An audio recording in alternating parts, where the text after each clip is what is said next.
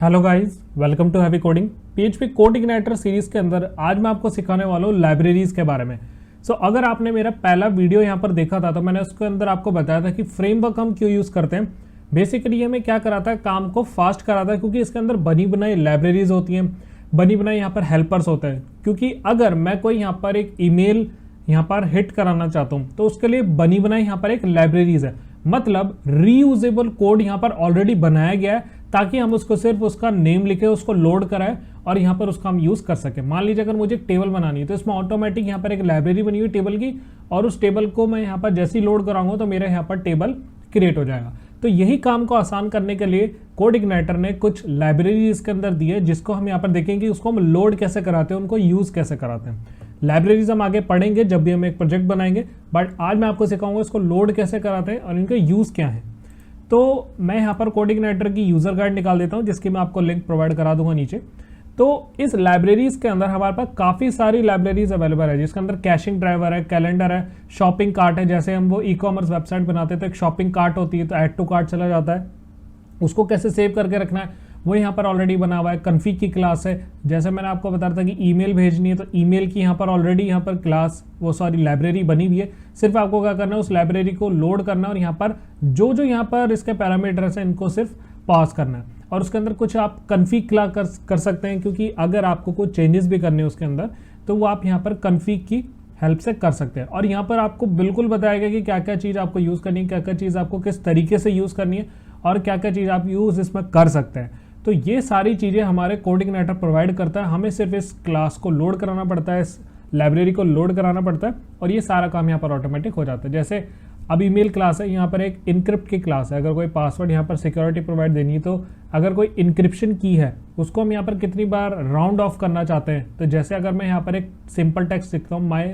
Secret message, अगर इसको हम एनकोड करते हैं तो ऑटोमेटिक यहाँ पर इसको चेंज कर देता है कुछ इस फॉर्मेट में। तो ये इनक्रिप्टेड हो गया और यहाँ पर डिक्रिप्ट हो गया, ये सारी चीज़ें यहाँ पर चलती है। अब मान लीजिए मुझे यहाँ पर कोई फाइल को अपलोड करना है, तो हम पीएचपी में करते थे मूव अपलोड फाइल और काफ़ी सारी चीज़ें करते थे। इसके अंदर हमें कुछ नहीं बनना, फॉर्म बनाना है और यहाँ पर इसकी फाइल अपलोड की क्लास है। जो भी आपको उसका साइज़ देना है, क्या उसको अप्लाई करना है, किस तरीके से उसको लोड कराना है, किस तरीके से उसको अपलोड कराना है, क्या पाथ देना है, ये सब इसके अंदर बना हुआ है। डू अपलोड नाम से फंक्शन है।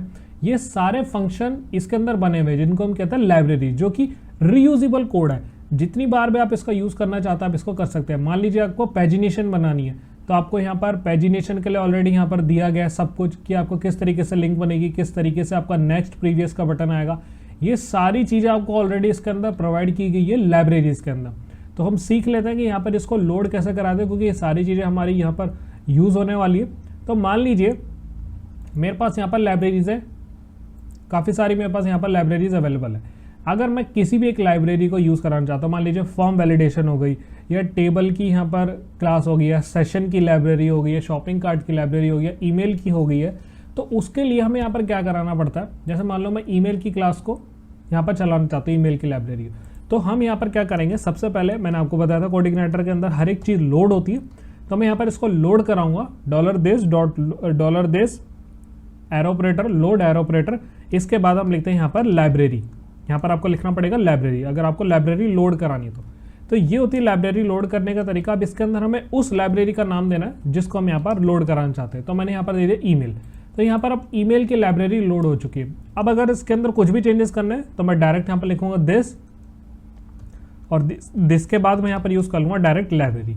तो इस तरीके से हमारी यहाँ पर लाइब्रेरी चलती है। तो मैं एक बार चलता हूँ ब्राउजर पर रिफ्रेश करता हूँ तो यहाँ पर कुछ भी एरर नहीं आया। अगर मैं यहाँ पर लाइब्रेरी में से ए हटा दूँ, ईमेल में से ए हटा दूँ, तो यहाँ पर आ जाता है unable to load the requested class. Basically सारी क्लासेस एंड ऑब्जेक्ट सही तो बनी हुई है, इनका नाम दिया गया है यहाँ पर लाइब्रेरी, मतलब रीयूजेबल कोड है। अब इसके अंदर मैं this.email लिखा हुआ है यहाँ पर।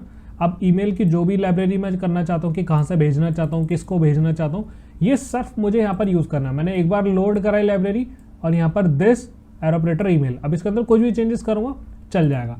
अगर मुझे यहाँ पर पेजिनेशन करना होता तो मैं यहाँ पर क्या करता, पेजिनेशन की लाइब्रेरी करना होता, और पेजिनेशन का यहाँ पर मैं उसका यूज़ कर रहा होता है इस तरीके से। अगर मैं यहाँ पर कोई फॉर्म की वैलिडेशन लगाना चाहता हूँ, जैसे हम जावास्क्रिप्ट वगैरह में वैलिडेशन लगाते हैं फॉर्म की, तो वो इसके अंदर बनी बनाई है, सिर्फ हमें यहाँ पर यूज़ करनी है। अब इस फॉर्म वैलिडेशन को यूज़ करना चाहता हूँ तो डायरेक्ट मैं इसको इस तरीके से फॉर्म वैलिडेशन यहाँ पर यूज़ कर सकता हूँ। अब इसके आगे भी यहाँ पर फंक्शन होते हैं, जैसे सेट अंडरस्कोर रूल्स, ये सारी चीज़ें होती है। तो ये हम आगे सीखने वाले हैं हर एक वीडियो के अंदर। इसमें मैंने आपको बताया कि लाइब्रेरी यहाँ पर किस तरीके से लोड होती है, ताकि आप यहाँ पर समझ जाओ नेक्स्ट वीडियो में कि हम यहाँ पर लाइब्रेरी को क्यों लोड कर रहे हैं और किस तरीके से हम यहाँ पर इसको लोड कर रहे हैं। इसका लोड कराने का एक और तरीका होता है जिसके अंदर हम कहते हैं यहाँ पर ऑटो लोड की फाइल, ताकि हमें बार बार लोड ना कराना पड़े। ये भी आपको आगे मैं बताऊँ किस तरीके से आती है, बट इस वीडियो में मैं आपको यही बताना चाहता हूँ कि बस हम लाइब्रेरी का यहाँ पर नेम लिखते हैं, उसको लोड कराते हैं और लोड कराने के बाद उसके नेम से ही हम उसकी सारी चीज़ों को एक्सेस कर सकते हैं। तो हमने यहाँ पर कुछ लाइब्रेरीज देखी लोड करा के।